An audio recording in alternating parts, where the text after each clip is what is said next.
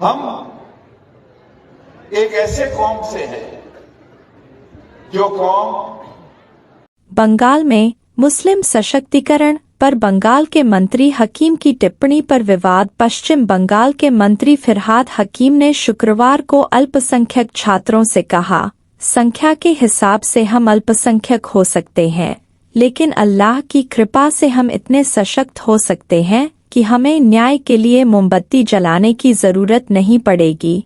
कोलकाता।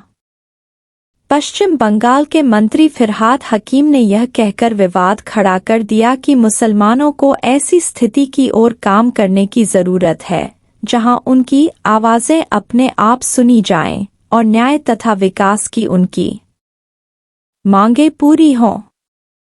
शुक्रवार को यहां अल्पसंख्यक छात्रों के लिए आयोजित एक कार्यक्रम में बोलते हुए नगर निगम मामलों और शहरी विकास मंत्री ने कहा, पश्चिम बंगाल में हम 33% हैं और पूरे देश में हम 17% हैं।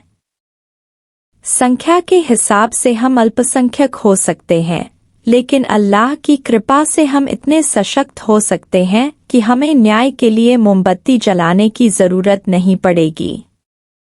हम ऐसी स्थिति में होंगे जहां हमारी आवाजें अपने आप सुनी जाएंगी और न्याय के लिए हमारी मांगें सुनी जाएंगी। कार्यक्रम में उन्होंने न्यायपालिका में मुसलमानों के कम प्रतिनिधित्व पर भी प्रकाश डाला। कलकत्ता उच्च न्यायालय और सर्वोच्च न्यायालय में कुछ मुस्लिम न्यायाधीशों की ओर इशारा किया। हकीम ने सुझाव दिया कि सशक्तिकरण और कड़ी मेहनत के माध्यम से इस अंतर को पाटा जा सकता है।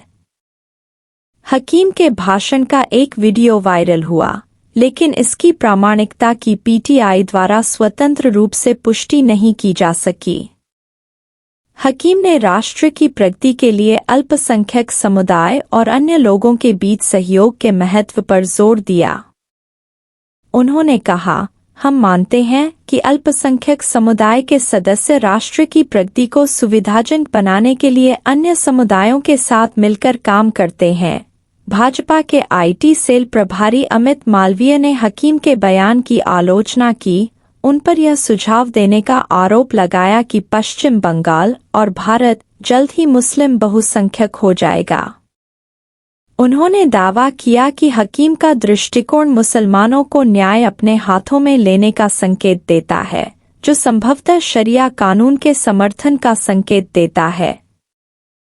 मालवीय ने एक्स पर पोस्ट किया, कोलकाता के मेयर फिरहाद हकीम ने पहले गैर मुसलमानों को दुर्भाग्यपूर्ण बताकर और हिंदुओं को इस्लाम में परिवर्तित करने के दावते इस्लाम के प्रयासों का समर्थन करके अपने असली इरादों को उजागर किया था। अब उन्होंने दावा किया है कि पश्चिम बंगाल शेष भारत की तरह जल्द ही मुस्लिम बहुसंख्यक हो जाएगा। उन्होंने कहा, हकीम एक ऐसे भविष्य की कल्पना करते हैं जहां मुसलमान अब शांतिपूर्ण विरोध या मार्च पर निर्भर नहीं रहेंगे, बल्कि न्याय को अपने हाथों में लेंगे, जो संभवतः शरिया कानून की ओर इशारा करता है। जवाब में टीएमसी प्रवक्ता कुणाल घोष ने हकीम का बचाव करते हुए कहा कि उनकी टिप्पणियों का गलत अर्थ निकाला गया।